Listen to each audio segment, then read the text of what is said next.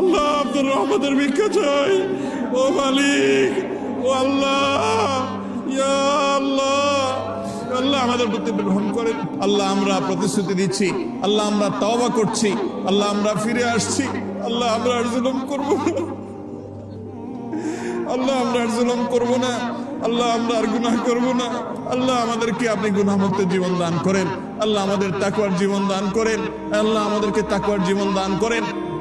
আল্লাহ আমরা একে অন্যের প্রতি জুলুম করি, আল্লাহ একে অন্যের হক নষ্ট করি, আল্লাহ আমরা দুর্নীতি করি, আল্লাহ আমরা মানুষের হক নষ্ট করি, আল্লাহ মানুষের প্রতি জুলুম অবিচার করি, আল্লাহ মানুষের হক মেরে খাই।